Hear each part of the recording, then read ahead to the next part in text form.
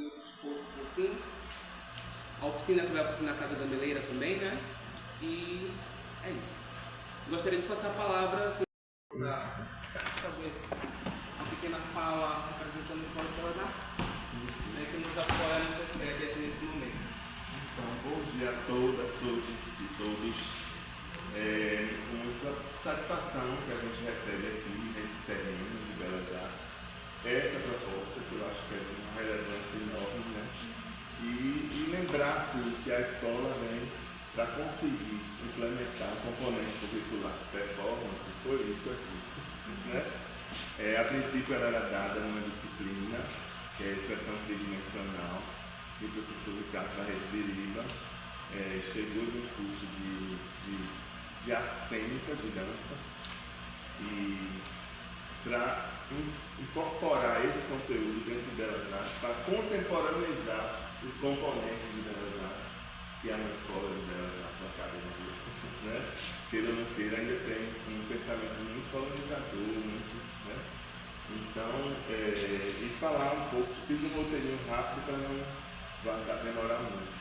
É muito importante lembrar que a gente tem a 15ª esse ano, mostra de performance, que durante esse tempo todo ela veio muito pensada em temas politicamente importantes, a gente usava o nome dos últimos negrinhos, para abraçar tanto a relação do negro quanto do indígena, né?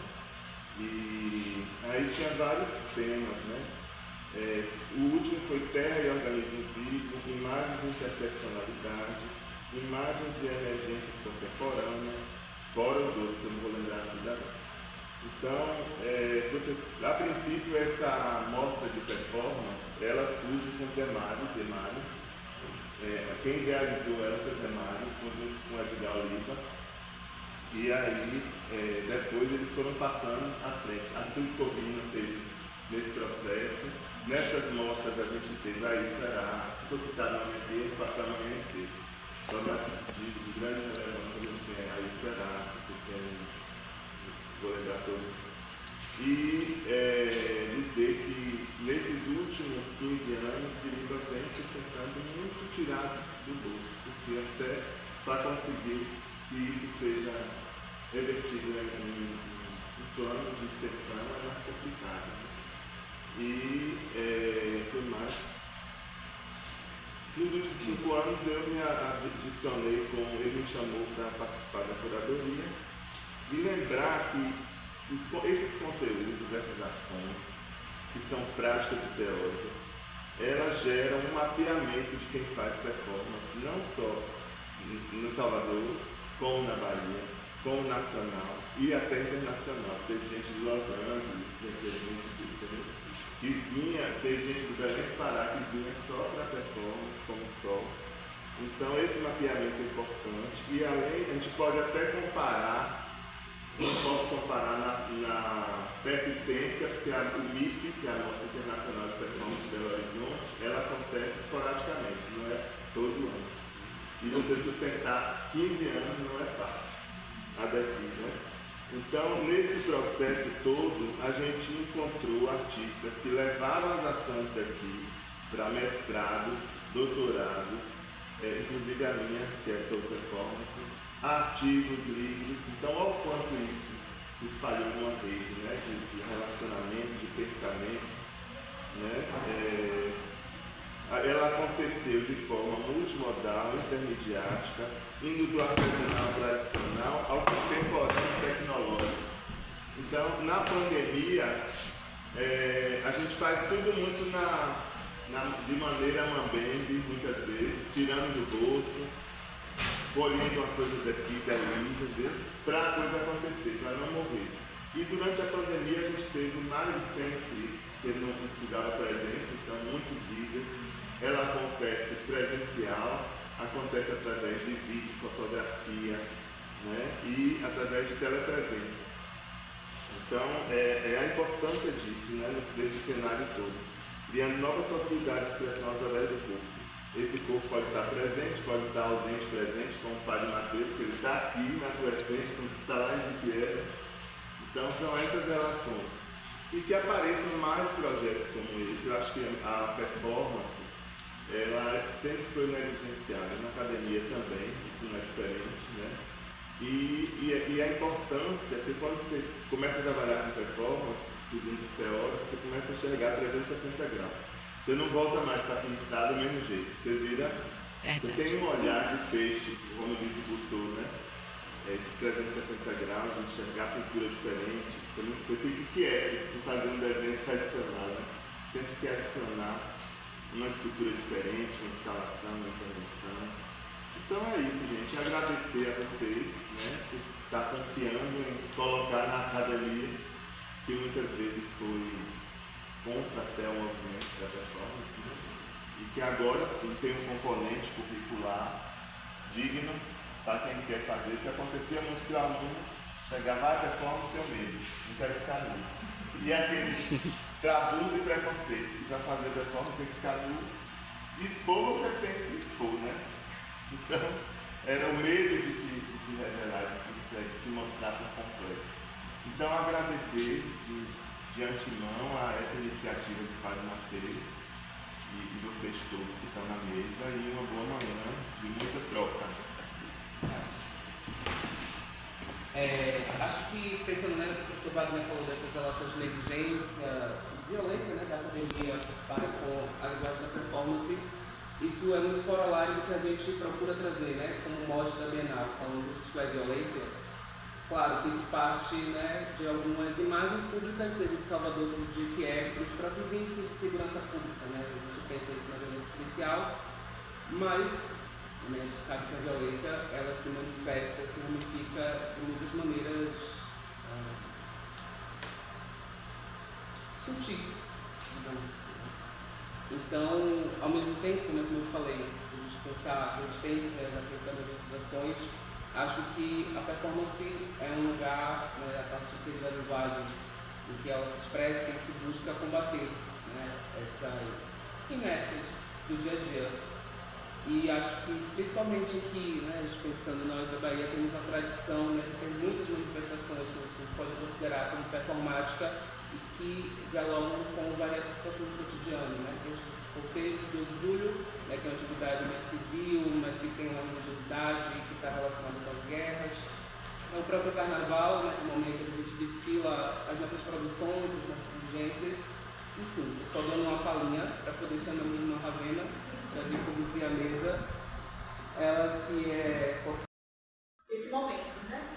Sem mais delongas, eu vou apresentar também a mesa, vou pegar minha colinha também para a gente começar essa roda de conversa, né? Que é Bahia Performática, práticas e estratégias de fazer performance, né? Então quero convidar agora todos que vão falar da mesa. Primeiro, Iná Irenã, artista da dança, intérprete, criadora, curadora e produtora cultural. Ela é técnica em dança pela FUNSEG, bacharel em artes, com concentração em cinema e audiovisual, por via extensa, doutoranda em dança, né, mais recentemente, e idealizadora e diretora da série documental Mulherial de Dança da Bahia, membro da Executiva Nacional de Estudantes de Museologia. Quero chamar também Caroline Vieira, é mestre em Cultura e Sociedade pela UFBA, doutora em Artes Visuais, linha de pesquisa em História e Teoria da Arte, pela escola aqui, né, pela Escola de Belas Artes. Trabalha na área de audiovisual como editora e atua como pesquisadora de arte e da comunicação. Quero convidar também Saulo Igloboni, é isso? Pronúncia? Obrigada. É um caçador, né, um ator caçador, artista negro, nascido em Jequié, interior da Bahia. Ele desenvolve pesquisa no mestrado nas artes cênicas, no PBGA-C aqui da UFBA, acerca de conceitos como ator dramaturgo, ator caçador, que não apenas interpreta um texto, né, mas também questiona, sendo responsável pela criação do pouco que ele vai estar falando aqui com a gente hoje. Obrigada, já agradeço a presença de vocês e agradeço, né, por aceitarem o convite. Bom,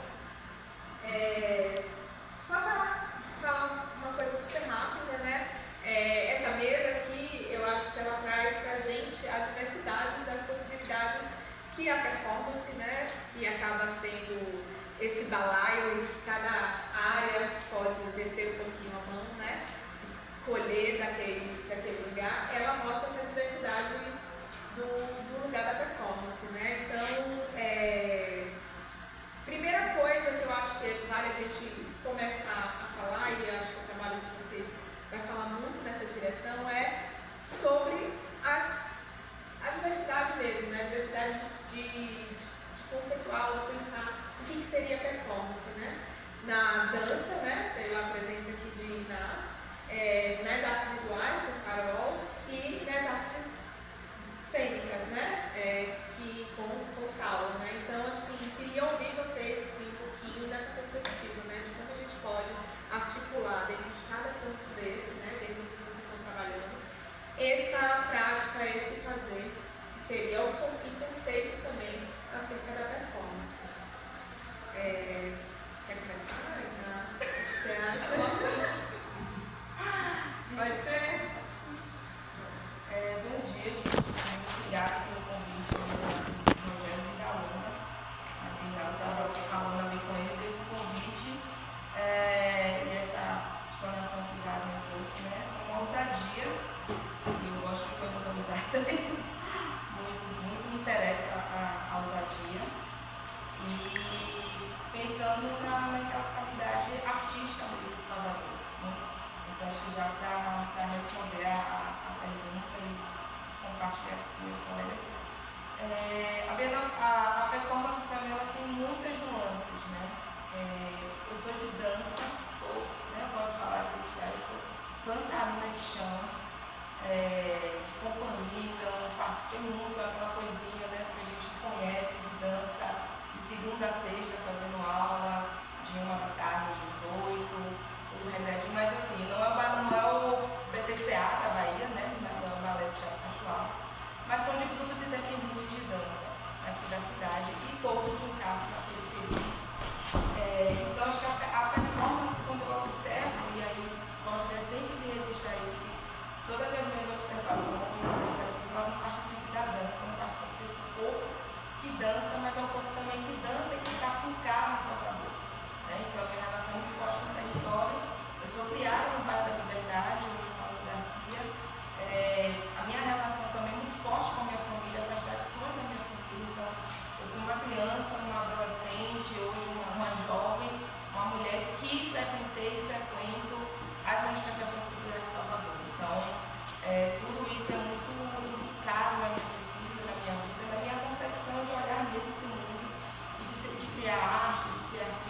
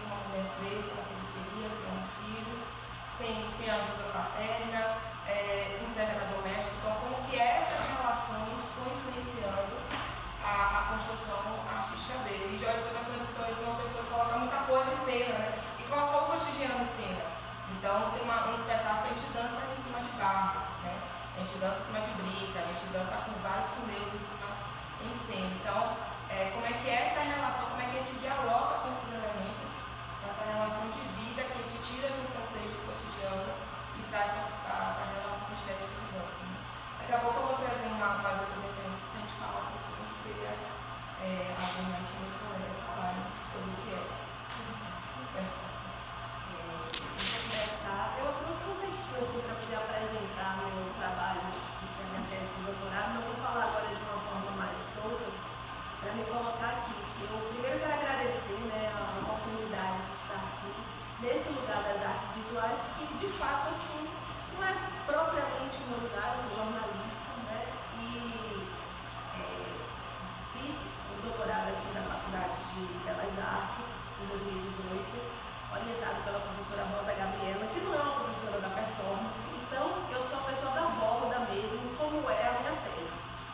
E nesse percurso aí, quando eu entrei no doutorado, eu fui convidada pela professora Juliana Gutmann, da Faculdade de Comunicação, para ler o projeto de Ravena. A gente teve essa primeira reunião que foi o convite do projeto de Ravena, e aí lá eu vi que eu podia articular, na verdade, a área de onde eu saio, né, que é o jornalismo, que é a comunicação, com as artes visuais. Então a minha tese está na borda entre a comunicação e as artes visuais, e eu proponho, né, na minha tese, olhar a performance como uma abordagem metodológica. E aí eu vou pensar tanto muito interessada no campo das artes visuais, olhar as artistas dos anos 70, num contexto de ditadura militar, né, e como essas mulheres, né, expressam as suas identidades de gênero nos anos 70, e vou olhar para os anos 2000, que corpos, eu também vou perceber nos anos 70 que há uma invisibilidade total de mulheres negras na performance artística, na performance arte. Então eu procuro isso, converso com a Isso Heráclito, tento descobrir onde estão essas artistas negras nos anos 70. E não encontro essas mulheres. Claro que a performance está em outros lugares, em outros campos, como o Rogério falou, né? Mas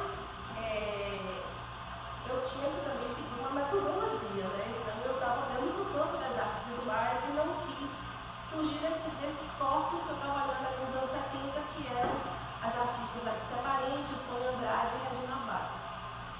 E aí para os anos 2000, como é que eu vou chegar e vou olhar para quais mulheres? Né? Eu poderia repetir essa pergunta buscando essas corporalidades, né, de mulheres brancas, mas eu disse não, a gente tem que agora encontrar essas mulheres que estavam invisíveis nos anos 70. E aí eu vou chegar a outros corpos, entendendo que a arte, né, também a história da arte, o campo da arte vai se abrir para esses outros corpos. E vou chegar a outras artistas, que é a Priscila Rezende, a Renata Felipe e, meu Deus, acho que fiquei nervosa, esqueci, e Castiel Vitorino, então não poderia esquecer dela. Então eu vou olhar para essas outras corporalidades e que questões é que elas trazem, né, a partir dessas performances que são completamente diferentes das artistas dos anos 70, são outras questões. E aí vinha aquela pergunta, né, será que eu vou ter uma tese, que na verdade são duas teses, porque eu vou olhar para outras demandas que esses corpos incomodam. Mas eu resolvi enfrentar isso, porque eu achei que era importante, senão eu ia repetir uma outra discussão que já estava ali nos anos 70 e que ainda que não tivesse resolvida, porque eu acho que nada se resolve, né, eu queria trazer outras questões que passavam pela ancestralidade, que passavam pela violência desses corpos, que passavam pela invisibilidade. Então foi assim que eu construí meu trabalho e acho que é mais ou menos isso, nesse primeiro momento. Bem, gente, bom dia, muito feliz também de estar aqui, muito honrado de estar nesse momento aqui, em Jequié também acontecendo a mesa. Eu sou de Jequié, nasci em Jequié, comecei a fazer teatro lá em Jequié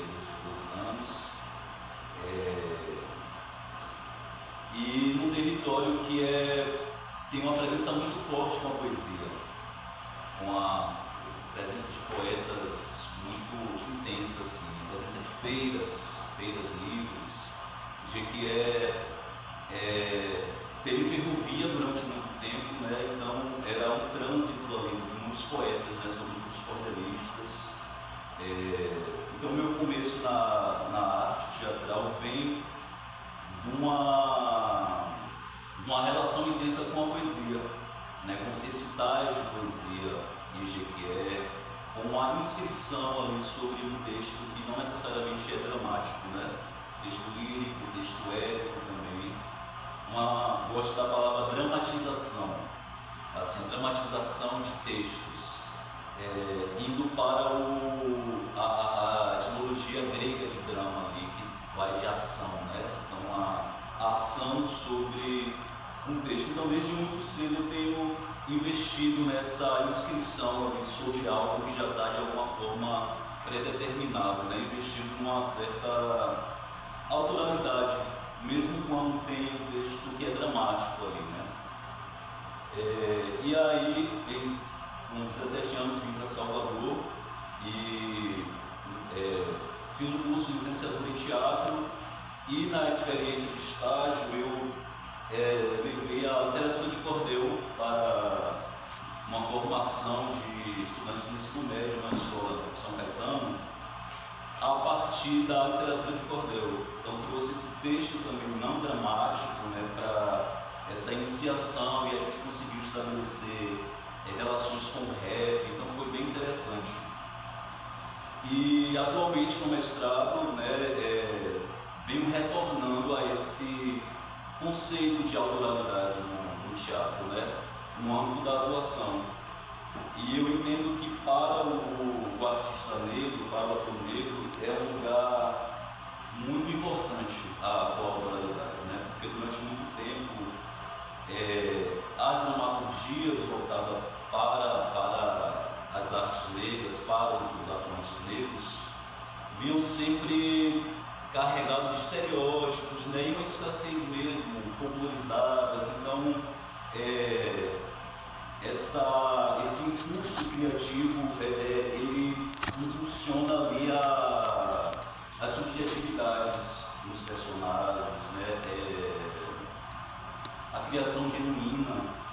Então, esse é a minha busca intensa. Então, os meus trabalhos desde de 17 anos até então têm sido voltados para essa intenção, essa atitude diante do texto escrito, né? E vem tudo assim, tudo fincado na corporeidade, né? Durante a pesquisa nas artes cênicas, né, na minha pesquisa poéticas da encenação, e processo de encenação, eu venho encontrando conceitos, né, acerca dessa possibilidade de coautoralidade, como a dramaturgia do ator, né, o ator dramaturgo, que vem ali da década de 50, né, através de Eugênio Barba. Ele fala que nessa época, e outros encenadores europeus, como Meyerhold, Artaud, Stanislavski, Peter Brook, né, voltaram-se para o trabalho do ator. E isso é uma espécie de mudança de paradigma nas artes cênicas, né, porque até no teatro. Porque até então o teatro moderno estava voltado ainda para um texto fabulesco, a plateia com um certo teor voyeurístico ali da encenação, uma noção de tempo e espaço muito bem definida.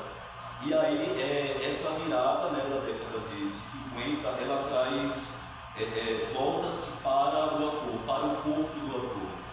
E aí se estabelece uma era de treinamento, né? Então as produções passam a começar através do treinamento, através dos exercícios e não do texto.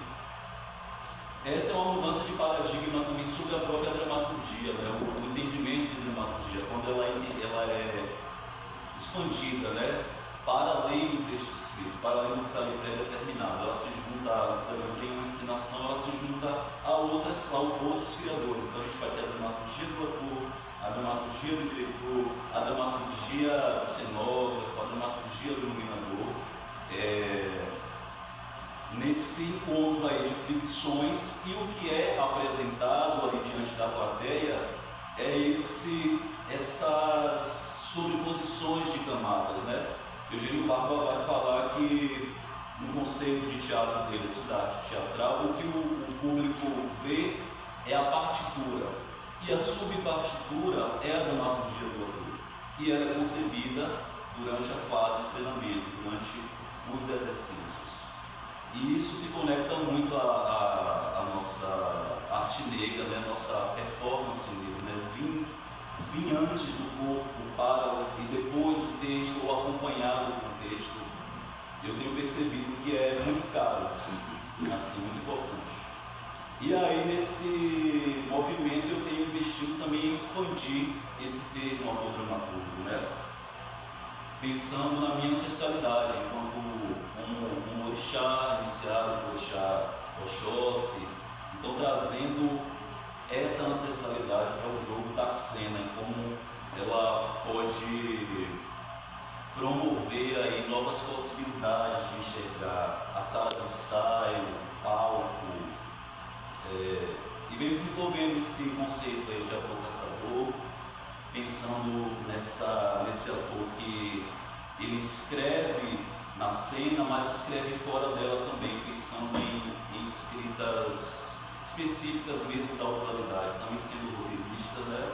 Caçando novos personagens, melhores personagens para mim e para o coletivo também, né? Inicialmente tenho pensado em numa dramaturgia em si, da escrita mesmo, nessas minhas primeiras experiências, eu tenho me colocado como, enquanto estou escrevendo o personagem, me colocado no meu imaginário, que eu chamo de ficcionário, me colocado ali como personagem, né? Pensando que depois ele vai ser apresentado, né? Na minha primeira experiência que eu estou desenvolvendo agora de um roteiro audiovisual, tem sido isso. Mas ao mesmo tempo penso em escritas também para que eu não necessariamente tenha que estar também apresentando, né? Pensando numa caça também para o coletivo.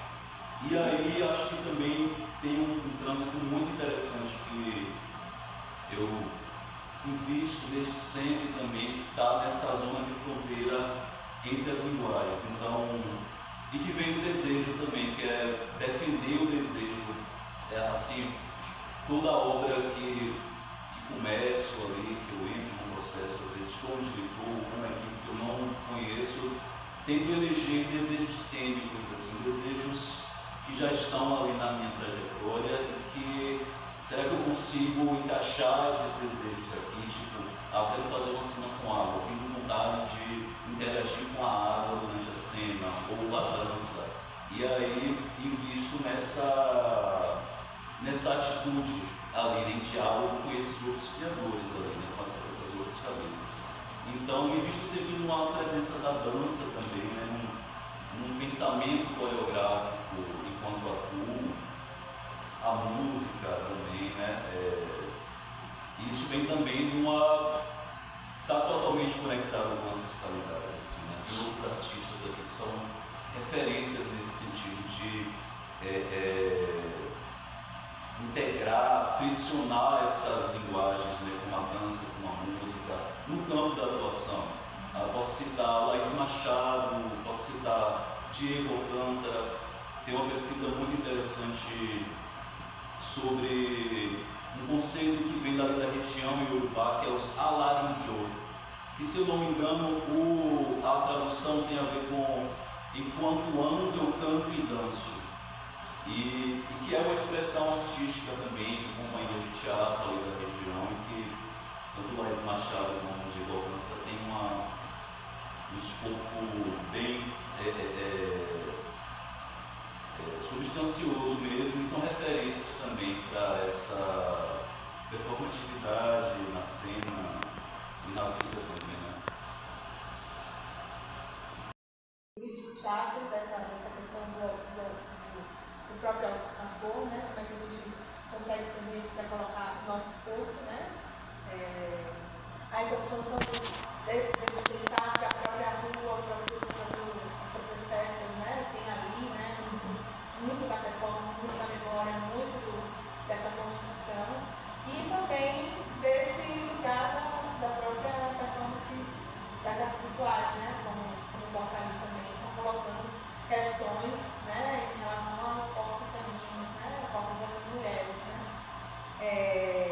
Queria ouvir um pouquinho também mais, assim, que eu acho que dialoga bastante com o trabalho dele, né? Essa ideia de fotografia, assim, né? Que traz muito para o trabalho dela, pelo menos da dissertação, que eu tive acesso, e imagino que a tese também está indo nesse caminho, né?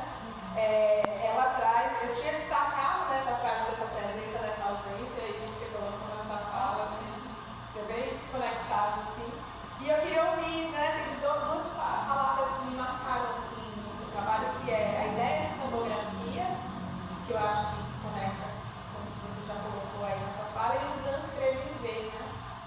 Como é que você opera, ou pensa, ou cria, né, a partir disso, assim.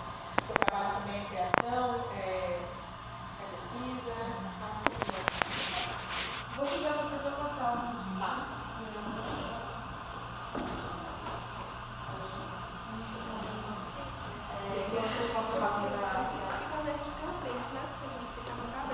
Não, fica não. É bem alto. O de Luiz. Esse já viu, né? Isso. Aí para falar um pouquinho já da sonografia, né?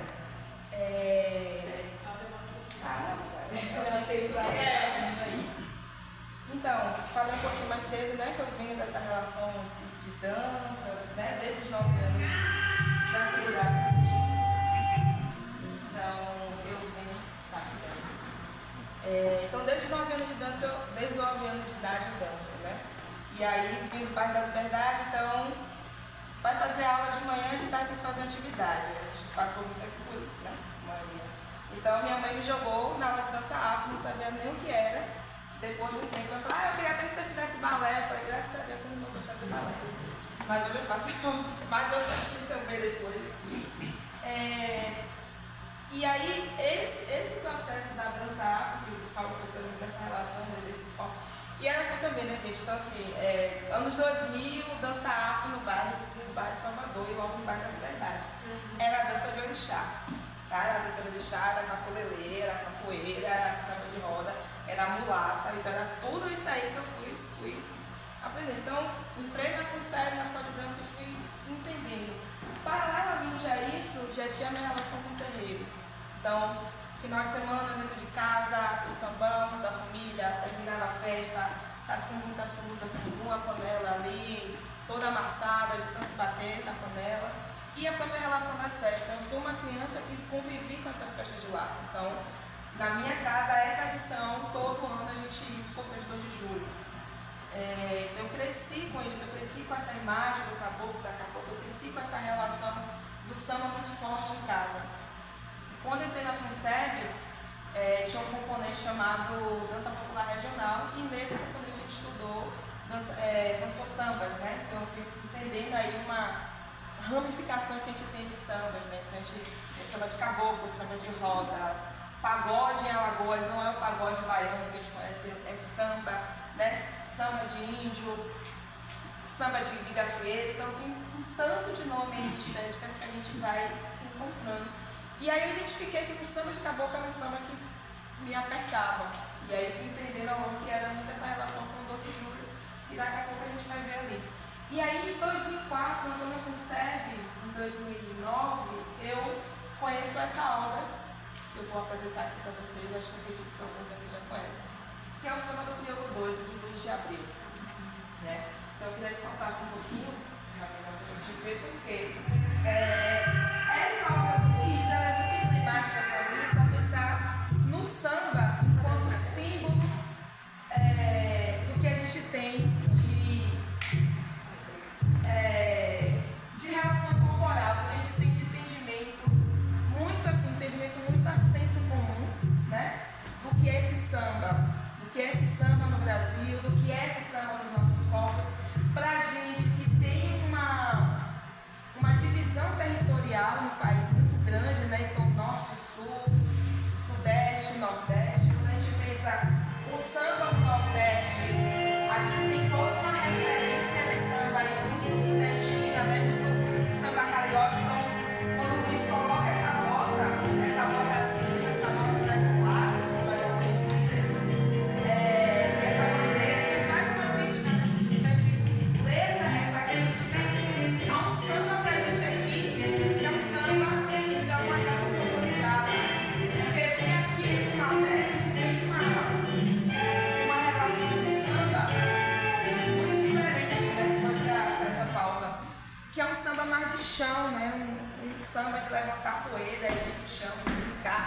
samba mais para baixo, né?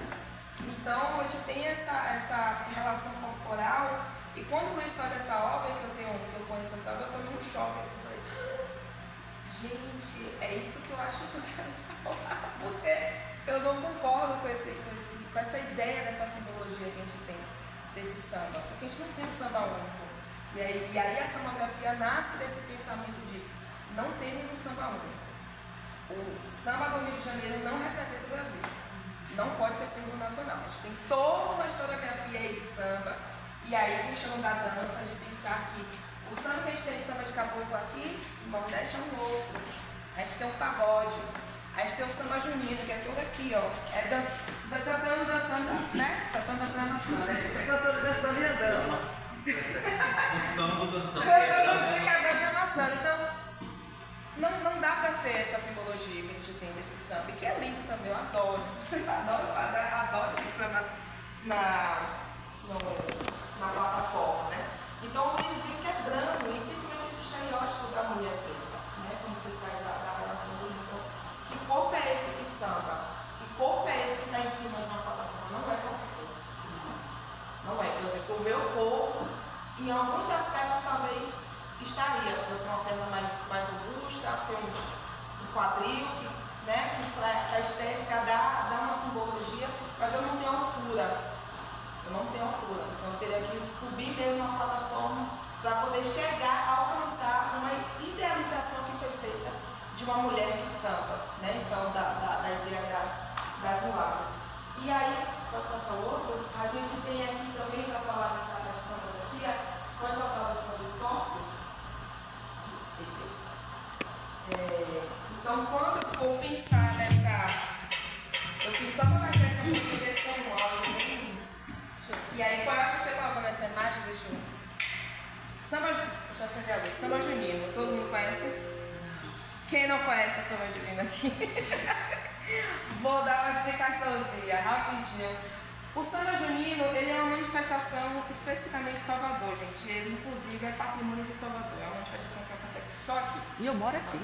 Hã? E eu moro aqui. E a senhora eu mora sei. aqui, tá vendo? Que babado. Terrível. Então, é uma manifestação que acontece aqui. Você e no seu nome, né? E acontece, talvez você não conheça, por quê? Porque ela acontece na rua. Ela acontece no período de São João, quando está todo mundo dançando quadrilha. Eu fui uma criança que dancei samba ao longo do São João. Eu vesti a minha roupa de quadrilha. Eu queria ser quadrilheira, não fui. Que pena, mas ainda tenho tempo, eu acho. Mas eu ia sambar, então eu ia sambando, quebrando a maçã, sambando, quebrando a maçã, pela radeira da liberdade, pelo Zul, pela paz, Caetano. E aí o samba junino, ele tem uma relação muito direta com o samba de caboclo, porque é um samba que sai dos terreiros de candomblé, com o samba de caboclo, que vai para a rua. E ele nasce ali, já em Velho de Brotas, em Velho da Federação, Garcia, Tororó. E ele invade literalmente, ele pode passar, ele invade literalmente as ruas de Salvador nesse período, né? Então ele começa na Semana Santa e vai até o 9 de julho, no cortejo, então até o ápice. E existe toda uma estética, aí é Tatal, talvez algumas conheçam, que veio, tem uma linha hoje, inclusive, de muitos artistas que veio do samba junino, né? Tatal, Piscirico, Masquito Piscirico, Minha da Timbalada, Toca Carlos Gal. Então, observe que golpes são esses. E aí eu vou pedir a vocês muito para observar a movimentação, não de Tatal. Porque também é ótimo, eu adoro. Gente, eu amo esse vídeo, você não tem noção. Esse vídeo é maravilhoso. É uma apresentação que vocês quiserem sobre o golpe da TV Record aí, mas ó, esse aí também gostei.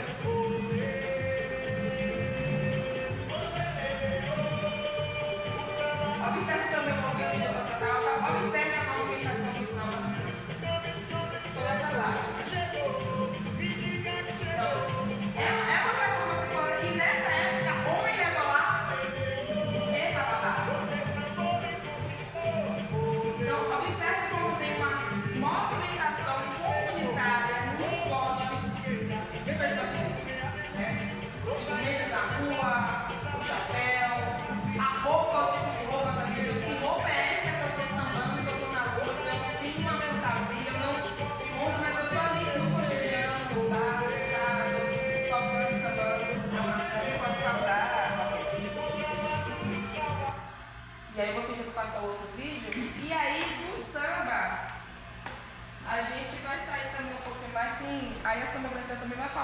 também do samba reggae, mas eu vou pular esse pouquinho porque eu quero que, por favor, você coloque a maior pipoca. Pede vai falar um pouquinho sobre ela. Essa é a pipoca de Gocanado, que você conhece. Sim, gente, a pipoca de Gocanado é produção de conhecimento. Observe o movimento que a massa está fazendo, tá? Pode botar outro. E aí eu vou trazer um outro vídeo também, deixa eu dar aqui esse último. Que aí aqui a gente tem um outro grupo de performance cotidiana, que são chamados hologúnicos.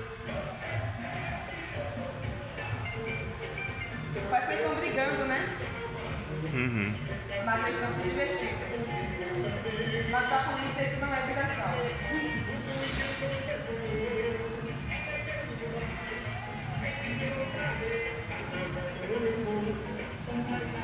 Então, quando eu penso na sonografia, e aí eu trazer esse pensamento para cunhar essas violências, né, que os nossos corpos vão sofrendo, eu sou lobúnica, né, então eu saio no lobum aí desde os 9 anos, desde os 4 anos de idade. Minha família inteira sai, então é um programa familiar do carnaval. E eu já tomei cacetete por dançar assim. Já tomei cacetada. E eu já tomei cacetada e eu já fui reprimida, porque eu estava dançando desse jeito. E fui reprimida assim, em um evento fechado na Praça das Artes, porque eu estava dançando assim. Então isso, num senso comum, é uma briga, né? Só que para os hologúnicos, para quem ouve a batida do hologum, incorpora e sente essa, né? Trazendo aí a realização da Eleon, que é a cosmopercepção, quebrando, dançando e amassando, né? Então, como é que o meu corpo, que vem de uma periferia, que vem de uma ladeira, porque eu não tenho como dançar numa ladeira assim, eu só tenho como dançar assim. Porque a relação ancestral também, então é sempre chão, sempre para baixo. E o meu ombro, porque eu estou me movimentando. Então, pensar essa sonografia é pensar como que esses corpos eles são violentados o tempo inteiro. Porque quando a gente está na Baiana Cista, a gente não toma cacetada. Porque a gente faz a mesma coisa que os hologúnicos fazem. E é reconhecido, é aplaudido, é incrível, é maravilhoso, mas quando a gente vai para o hologum, é o tempo inteiro, é o carnaval inteiro a gente dançando lá da polícia, porque a gente tem que passar assim, porque se a gente fizer assim, a gente já toma cacetada. Então, como que a gente consegue, como é que o pensamento da sonografia pode reverter esse processo? Como dizer que sim, essa galera que está se divertindo, essa galera que está consumindo arte, inclusive essa galera que está produzindo arte, né? E a partir do samba, e a partir da sua vivência, a partir do seu território. Então, o pensamento que eu venho trazer na sonografia é muito nesse sentido. Então, quando eu vi a provocação da frase, né, isto é violência, automaticamente só me veio isso. Só me veio a pipoca do canário, os hologúnicos, uma palavra que é muito nossa aqui, que hoje tem sido deturpada, que é o arrastão. Então, eu não falei ali no samba junino, mas o que caracteriza, uma das palavras que caracteriza o samba junino é o arrastão. Então, eu vou para o arrastão, eu vou para o arrastão do samba delas, eu vou para o arrastão dos corpos, eu vou para o arrastão do samba junino. E aí veio o Divine transformar essa palavra do Sudeste como uma questão pejorativa. Mas para a gente aqui o arrastão, né, os próprios pescadores, né, estão fazendo uma pesca de arrastão, né? Então vou jogar a rede, vou fazer esse arrastão. E vou para a rua nesse arrastão, vou tomar essa rua como arrastão, mas para me divertir mesmo, né? Para produzir cultura, para produzir conhecimento. Então, tenho tido esse trabalhinho aí pra caramba na tese agora, de explicar coisas que parecem muito óbvias pra gente, mas que não são, né? Então, com o poder, com o sistema, esse movimento, né? A gente tem pensado na dança como esse movimento que tem amarrado os corpos da gente, né? Então, ser hologúnico, eu tenho entendido que ser hologúnico é a gente sair dessa amarra desse sistema. Porque o sistema coloca o corpo da gente, o corpo preto, em uma caixinha, né? Então sempre ali mobilizado, né? Você não pode sair. Você tem que estar nesse movimento robótico aqui, você tem que seguir. Então quando você sai, quando você expande, quando você vai quebrar, você está indo contra o sistema todo. E aí quando você samba, você também está indo contra esse sistema, né? E aí o samba com toda essa filosofia, toda essa história de vida. E para fechar, e a samografia nasce principalmente de um lugar muito presente, gente, que é a dança, é o corpo, como é que esse corpo dialoga no dia a dia. Eu acredito muito que muitas das questões que a gente tem hoje não resolvidas é porque a gente não consegue aceitar os nossos corpos. A gente não consegue entender que o nosso corpo é de fato produtor de conhecimento, é um espaço sagrado e o genocídio da gente vai acabar perdendo isso aqui. Porque quando a gente mata um corpo preto, como o corpo preto é violentado, como o corpo preto é caído, derrubado no chão, a gente perde tudo isso. A gente perde samba, a gente perde pagode, a gente perde conhecimento, a gente perde filosofia. Então a samografia ela vem muito nesse caminho de pensar essa outra lógica de produção, de vida e de pensar o dia a dia mesmo nessas comunidades. Pensando na tua fala agora, né, desse corpo, que é essa dança, que é memória, é ancestral, é comunidade, é identidade, e é visto como violência, né? Aí a gente entra num contexto para Carol, que é o contexto da violência dada, e como esses corpos dessas mulheres, né, nas presas da ditadura, foram se colocando, né, em relação a essa violência dada, e como é que é esse processo, né, de historiografia para o momento de hoje, que é essa violência que vem com essa interrogação, né? Que é essa violência que o Rogério fala, né, que é sutil, né?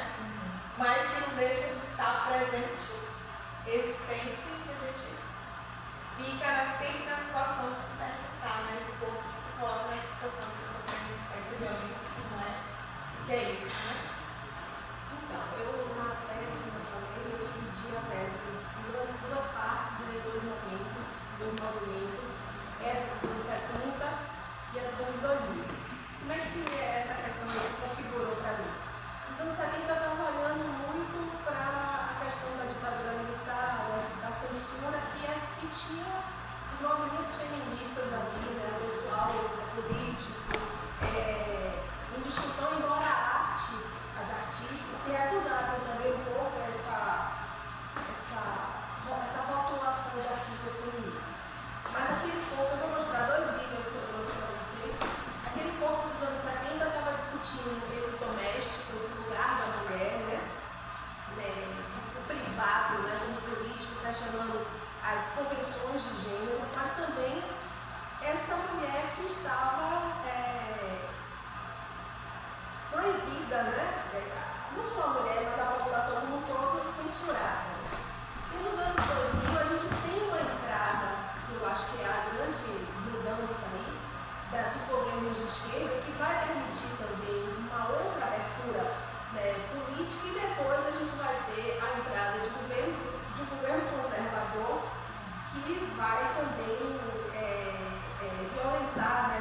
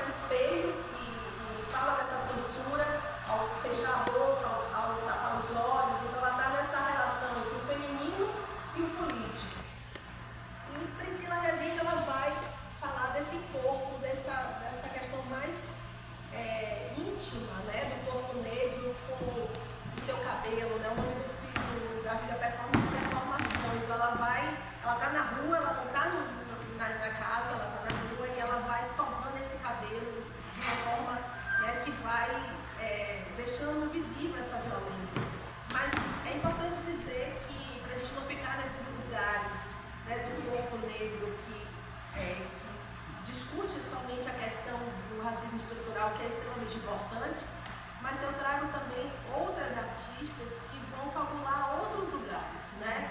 Então, Renata Felipe vai trazer a questão do autocuidado, né, do coletivo. Então, acho que eu pensei no trabalho não olhar somente para as questões que a gente já conhece, embora a gente precise sempre repeti-las, mas trazer também esse outro lugar, né, do cuidado, da fabulação, do ando, né, ando, danço, canto, né, ela tem um trabalho que é dançando na massa. Olha, gente,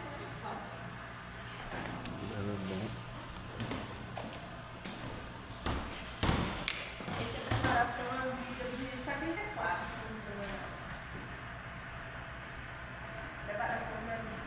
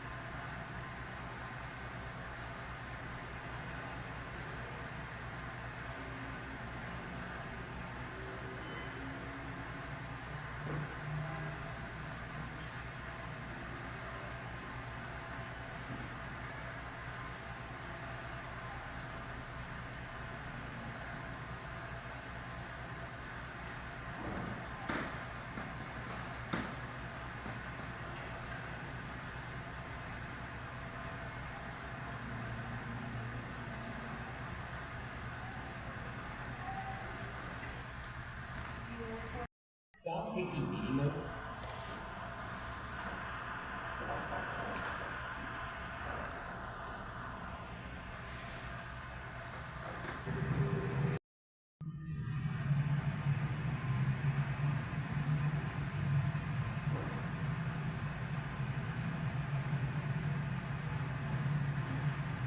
Uma coisa que me chama muita atenção nesse vídeo é como as pessoas passam, né, e elas não se interagem com a performance da relação. Mas isso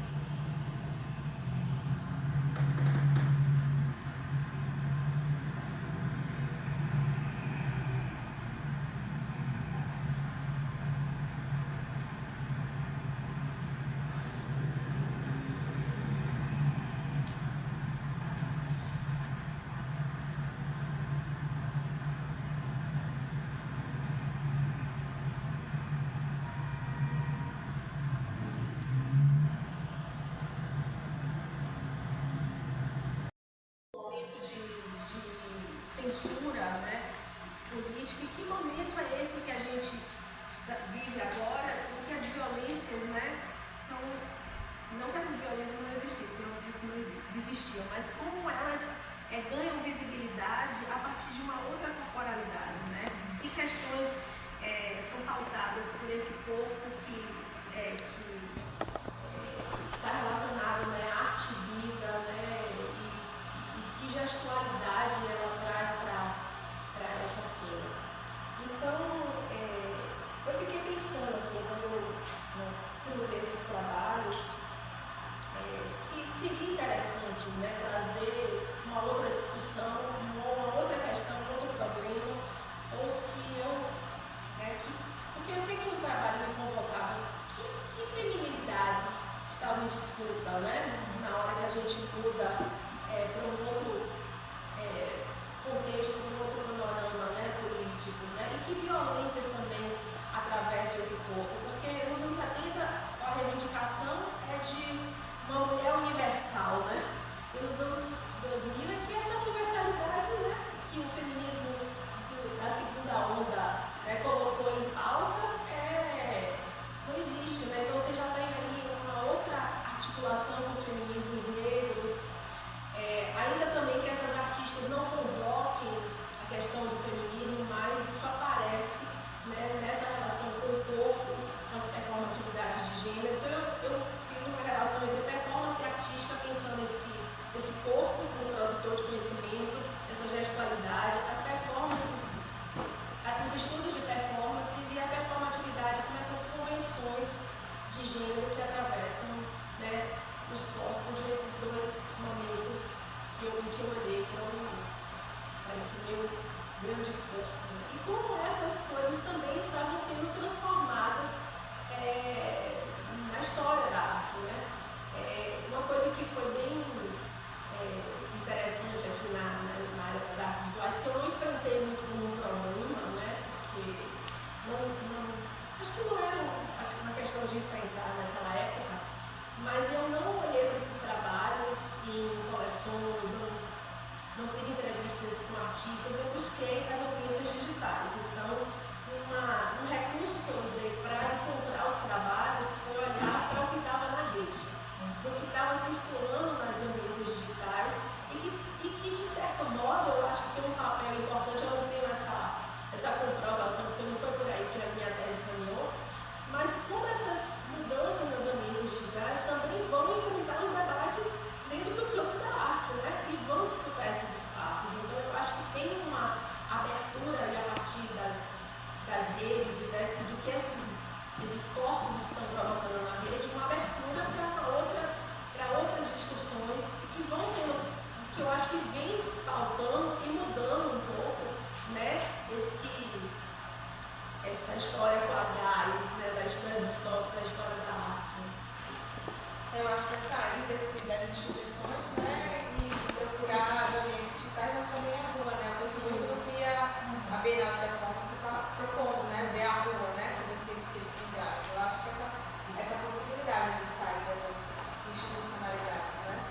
Uma coisa que eu achei interessante, né, que conecta muito com o seu trabalho, Salma, e queria te ouvir mais, assim, é que, como ela falou, né, essas artistas estavam lá, estavam tratando de questões feministas, muitas vezes, mas aquilo aparece, né? Aparece por conta, né, agora te ouvindo, pensando junto, né, dessa corporalidade, né? Tipo assim, tem ali também esse corpo que também não sai de si, né? Não dá para sair de si na própria criação, né? Então as questões vão aparecer porque são questões que pertencem, de certa forma, e atravessam esses corpos, né? Eu fiquei pensando nessa corporalidade que você traz e como você também, como você faz isso, né? Como você tem articulado isso, assim? Ao mesmo tempo que não sai de si, mas tem um desejo de ser outro, de ser outras possibilidades, assim, por exemplo, de evitar as imagens de violência, mas elas retornam porque elas estão conectadas ali às trajetórias. Então tem esse impulso de ser outro ali, de ser outras possibilidades mais E pensando nessas imagens de violência e de evitar, né, determinados processos artísticos, criativos enquanto ator, mas que elas retornam, né? De qualquer forma elas retornam. Por exemplo, ao sair de Jequié, em 2007 e vim para cá, eu compreendi um certo mito da cidade, um mito do jovem jequiéense ali, que era, por exemplo, existe uma indústria de calçado chamada Ramarim na cidade, né? E essa, nos anos 2000, ela impulsionou muito assim, a visão de jovens, tanto que você recebia cartas, então todo mundo, os jovens que queriam um emprego fixo, ficavam nesse desejo de ter uma carta, eu preciso de uma carta da Ramarim. E aí o processo é o seguinte, você entra nessa indústria de calçados, né, e passa durante um tempo trabalhando, pensando que depois de um ano e meio, você pode ter o dinheiro da rescisão empregatícia para você comprar uma moto e ser mototáxi.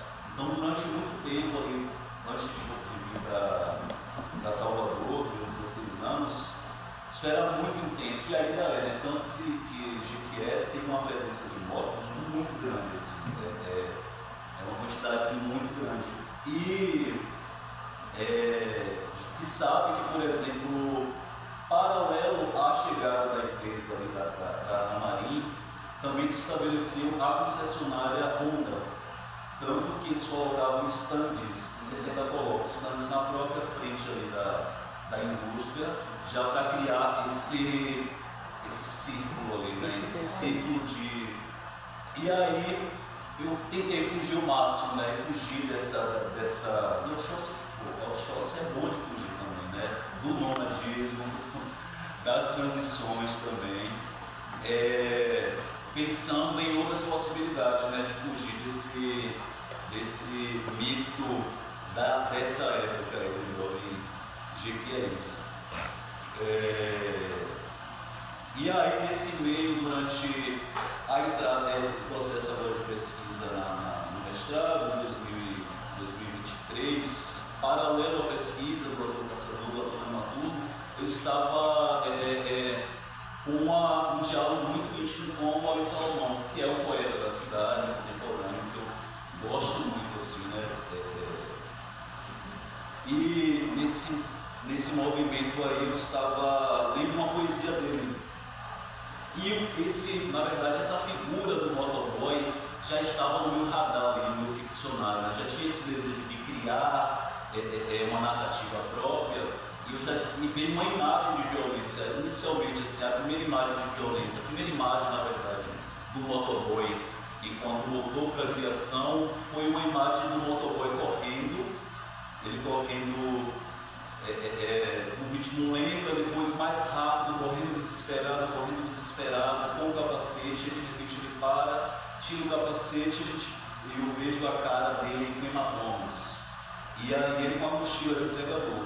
Ele desaba no chão, tira a mochila, abre a mochila, pega o lanche e começa a comer o lanche ali e tal.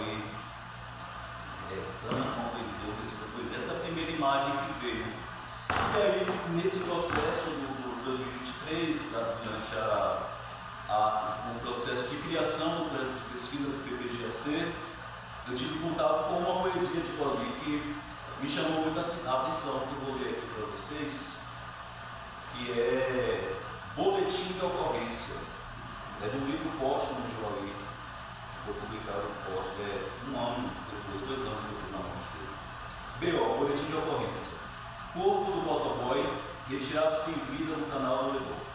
Indivíduo jovem, de coloração branca e duvidosa. No seu capacete estava escrito assim: sem juízo nenhum, etc. Em éter e cápsula radioativa dissolve-se a poesia. As existências da Terra são cinzas de mortas estrelas: ouro, urânio, hélio, carbono, oxigênio. A poesia é um meteoro. A poesia é uma chuva de meteoros e uma estrela.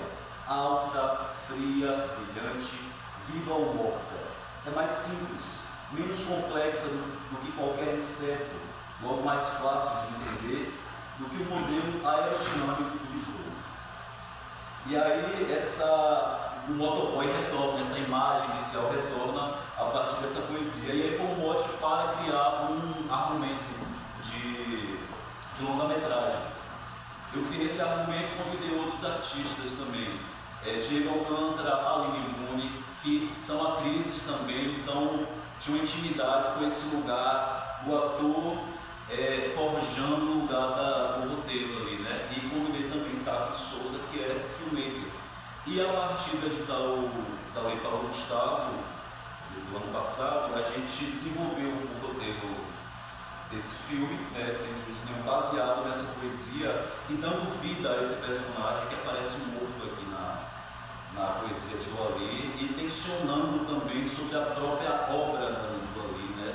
A gente promove o encontro do autor, de sem juízo nenhum, com o próprio Joali na narrativa. A gente finalizou o roteiro agora e está nesse processo das próximas fases. Então essa imagem retorna ali e a gente está aí, né, junto com outras cabeças construindo. Mas eu quero trazer também duas obras onde esse trânsito da dramaturgia escondida é bem compreendido assim, e como a criação parte do corpo ali, com a relação com a dança, um estado ali de superlotação. Então, frequências de uma determinada legião HZ são personagens míticos que vivenciaram a vida na Terra de diversas formas, como elementos da natureza, alguns personagens históricos. Eles retornam a Salvador em um futuro distante para trazer uma solução, aí, tentar criar uma solução dessa. E aí é isso,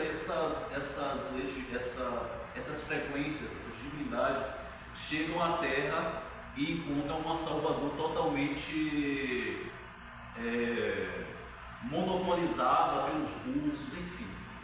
Muitas informações. Eu quero colocar o primeiro vídeo, esse não é o Repente das Desgraças. Vamos lá.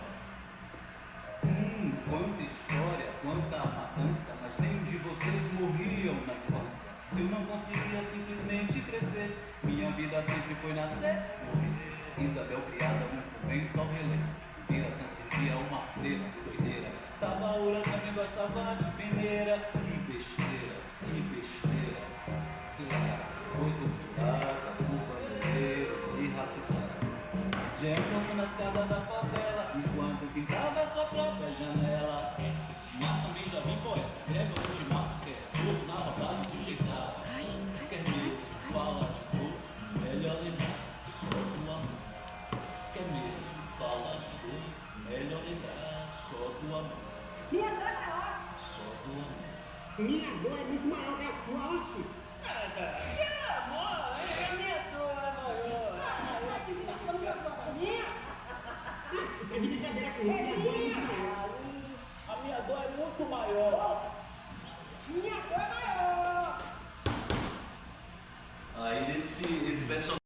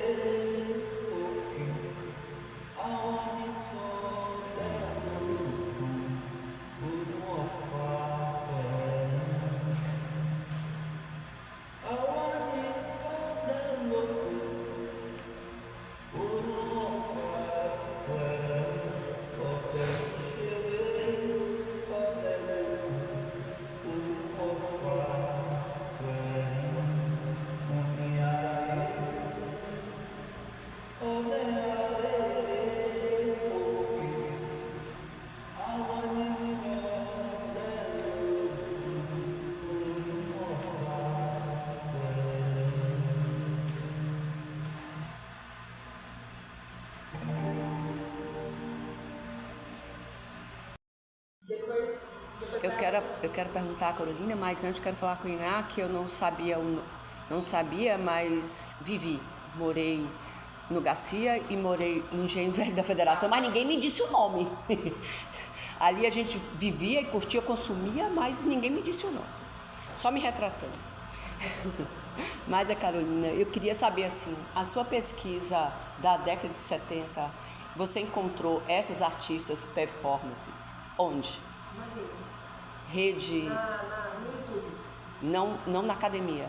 Não, eu conhecia, né? Mas quando eu elaborei, pensando metodologicamente, como eu não fui entrevistar parentes, né, buscar coleções, eu me olhei para o universo das agências digitais. Sim, então, mas o conhecimento era da academia? Era da academia. Da academia, então. Era esse já ponto. tinha um conhecimento. Pois é. Inclusive das próprias artistas negras também, né? Assim, pensando a segundo momento do trabalho, eu já conhecia dentro da academia, assim, como uma entusiasta, uma curiosa das artes, do campo das artes, né? Porque eu sou jornalista. Então eu já conhecia. Mas eu acho, e aí é interessante, porque olhar esses trabalhos a partir da ambiência digital tem essa questão que a linha, né, coloca, porque quem está ali na rede não está identificando como um trabalho artístico, está identificando como uma performance. A gente está aqui dentro da instituição, a gente reconhece, mas muita gente que olha para esses trabalhos pelo YouTube, nem todo mundo diz assim, Letícia Parente, uma artista dos anos 70, as pessoas olham como performer das redes. E é interessante essa interação que o público comum, digamos assim, né? Quando você sai do espaço da galeria e vai para o espaço das ambiências digitais, a provocação ali, as perguntas que aparecem, às vezes são: o que essa mulher está fazendo ali? O que ela está fazendo? E eu acho interessante porque você sai um pouco da estrutura, né? Então, eu não entrei nessa seara, digamos assim, da resposta do público, porque eu não estava em comunicação, eu estava em artes visuais. Sim. Então eu olhei pensando aqui, né, seguindo o pensamento do campo da arte. Então se eu tivesse em comunicação, eu tinha ido para outro lugar. Sim. Né? Mas, então eu olhei mais o trabalho artístico, né, como é que essas performances foram produzidas, né, foram concebidas nos anos 70, quais são as diferenças formais, estéticas, né, dos anos 2000, então a questão da rua, a questão do registro, ali tem uma câmera que era compartilhada, que era a porta-pac, né, compartilhada por todas elas, né, que somente uma pessoa tinha câmera, né, nos anos 70, então assim, eu discuti essas questões formais, mas essas questões da comunicação já vinham me cutucando, né, e me provocando também, mas eu não entrei muito nesse terreno, porque eu acho que eu ia também, né, fazer uma terceira terra. E também, não só protesto, na década de 40, 50, no Brasil acontecia também outra revolução também, né? Que é a fundação do TEM, o Teatro Experimental do Negro, que acompanha totalmente essa ideia sobre o laboratório, sobre voltar-se para a pesquisa antes da representação, ou só de representar. E as motivações de Abdias do Nascimento, né, o grande fundador dessa época, em 1942, ele ainda não era do teatro, mas ele estava no Paraguai ou Uruguai assistindo, e foi assistir uma montagem de um texto de um americano, Eugênio O'Neill, Imperador Jones, que traz um personagem negro principal ali, né? Um herói negro ali, né? Na narrativa principal. E aí ele assiste essa montagem de argentinos, onde o ator que fazia era um ator branco fazendo blackface.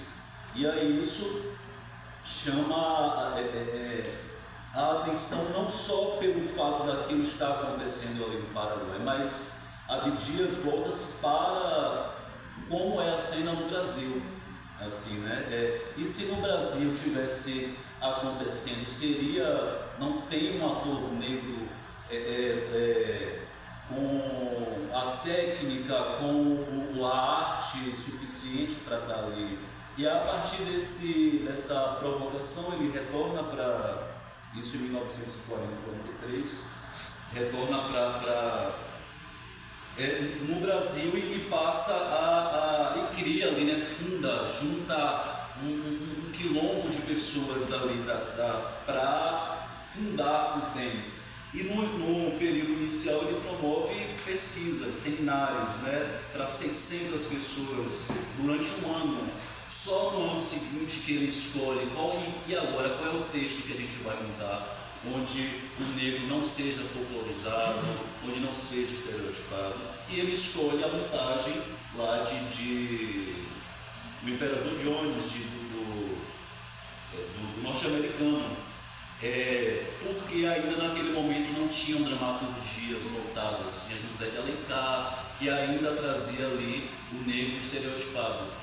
E aí, a partir desse momento, depois dessas montagens, passam a ter novas dramaturgias, o próprio tem ali, né, do próprio teatro experimental negro, e certamente com essa zona de fronteira aí também com as outras linguagens também, né, com as artes visuais. Então eu acho que é uma mudança de paradigma que ela acontece paralela lá à Europa, só que com uma potência muito específica ali, territorial, e não só defendendo ali a minha arte teatral, a minha poética de ator, de Stanislavski. Não, existe uma necessidade coletiva, para o país ali, para a nação, né? Isso é muito importante também a gente retornar. Isso aí que acompanha essa época também aí. Então, como a gente vai reformar tudo isso? Aí eu fiquei pensando nisso, a gente ficou falando, né? Na primeira pergunta que você trouxe, esse nome? Sim, Carolina, que é tipo, onde são as mulheres negras da performance do século XX? Depois você até falou assim, mas quem é que vai ter, tipo, uma câmera no século XX de filmar? Tipo, não sabe quem tem necessidade disso. E que por isso tem uma pessoa que colocou no YouTube, então, tipo, já tem essa visualidade, aí eu fiquei pensando assim, eu não sei quem foi que fez isso, talvez você até saiba que você tem os nomes fáceis, tipo, no Máscara agora, tipo, uma pessoa colocou tipo, as fotos do aniversário dos anos 90, do aniversário de família, os álbuns de família, assim, né? E nós, pessoas negras... O Paulino? Não, é o...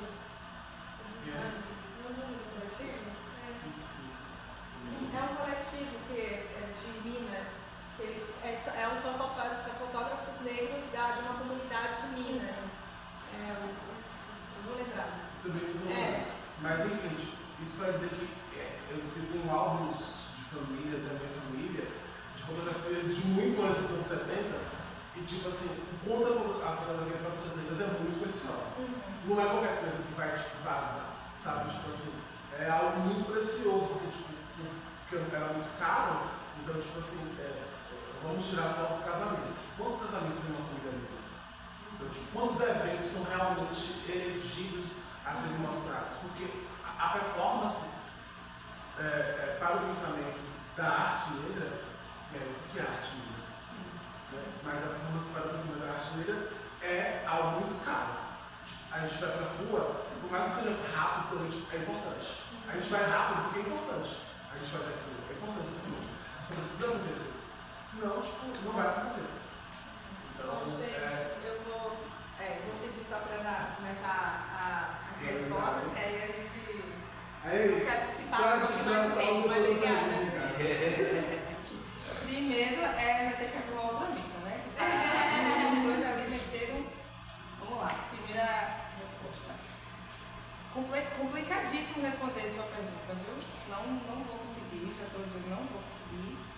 Mas acho que, pensando você, né, essa relação fronteira e território, tem uma coisa muito peculiar com as pessoas pretas, e muito específica em Salvador, que é a relação com a rua.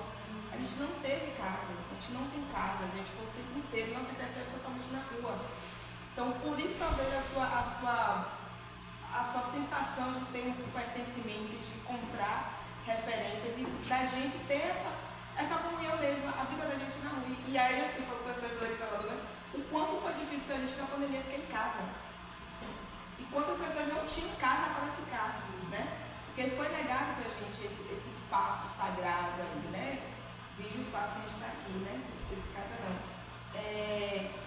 Então, acho que essa relação com você sentir com a dança, com a cidade de Salvador, acho que talvez venha muito desse lugar. Não vou entrar mais no que você falou, mas a gente pode conversar depois um pouquinho mais.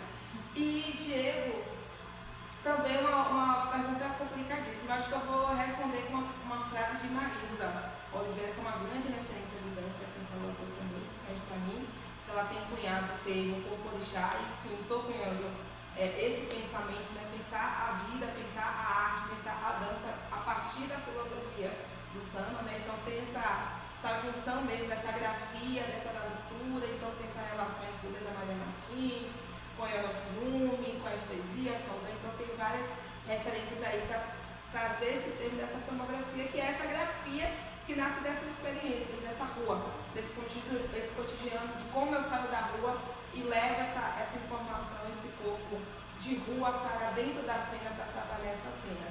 E é muito complicado, mas Marilza trouxe uma resposta muito legal, assim.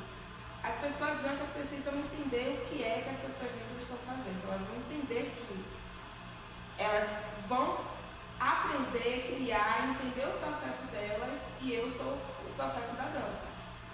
A gente que está aqui, a pessoa preta que está fazendo, estamos aqui, né? E pegando um pouquinho da fala também do termo, isto é violência, eu acho que uma violência absurda quando obrigam a gente preta a saber dançar, a saber sambar. Porque não é fácil. Não é fácil. Não é fácil. E também é uma violência também quando a pessoa branca vem para pedir para aprender essa. Eu quero. E aí eu vou puxar, né? Como deve ter pensado, as brancas as brancas de rainha, né? Já me perguntaram isso várias vezes.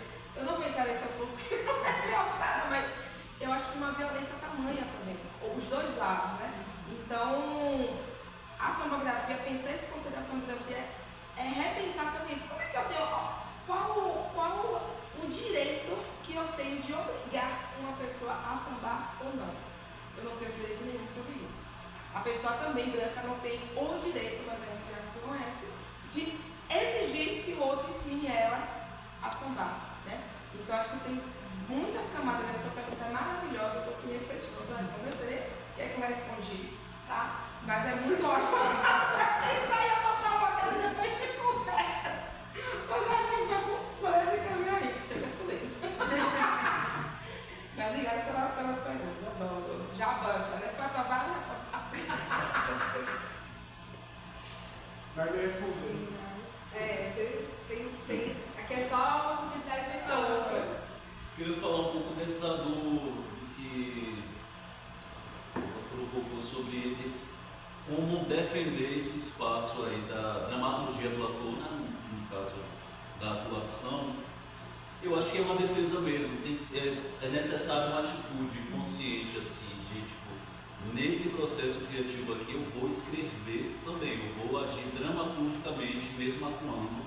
E aí é isso, existem muitas caixinhas fechadas ainda hoje, por exemplo, a escola de teatro tem uma tradição de montagens teatrais, por exemplo, que se volta inicialmente para o texto. Então, tipo, a primeira semana, os primeiros encontros é ensaio de mesa, vamos lá ver o texto, e aí isso já traz ali de alguma forma, os desejos do próprio autor, mas também os desejos do diretor. Então é sempre uma negociação de desejos. Então acho que quando o processo começa já do corpo, já do treinamento, dos jogos, dos exercícios físicos, é mais possível encontrar esse lugar ali da autoria, porque realmente a dramaturgia ela é constituída, a dramaturgia do autor, no exercício, no jogo, na criação ali, né? Não é tipo, o texto diz que você vai atravessar o palco e chegar no meio, levantar os braços e falar tal coisa. Não, eu vou estar aqui, e estar aqui eu tenho os meus desejos que podem ser negociados com o diretor. Então é um processo também assim de negociação ali, né? De não de consciência mesmo. Tem diretores e diretoras que vão ter essa consciência de que o ator ele é dramaturgo e vai partir daí, e vão ter outros diretores que não. E aí, tipo, a minha intenção é sempre. E aí eu estou totalmente conectado com a dança, assim, realmente, porque eu acho que esse é o lugar de defesa da dramaturgia mesmo. Então, quando eu vou para a cena, eu penso coreograficamente, eu penso que, sei lá, depois do processo de ensaios, no processo já da apresentação, da representação, eu penso a minha trajetória ali como uma dança também. De onde eu começo, eu parto no palco daqui e termino não como uma marcação, pensando que tipo, tudo está conectado com uma dança, muito baseado também no que Leda Maria Martins fala de escrever dançar, né, do verbo tango, da cosmopercepção bantu, que vem da mesma raiz de escrever e dançar, e também de uma mesma raiz, do mesmo verbo que tem a ver com o tempo, uma compreensão sobre o que é o tempo, relacionado ao sol também, né? Então, como esse sol também ele grafa ali, né? Como grafar durante esse processo aí de criação, tá? Totalmente conectado à dança. Assim. A dança realmente, o que você falou, né? A dança guia e realmente, tipo, a dança também me guia, assim, desde criança, uma criança que dançou muito, teve esse espaço ali para poder dançar como meninas, dançar como menino, então tipo, isso é extremamente importante, assim, né?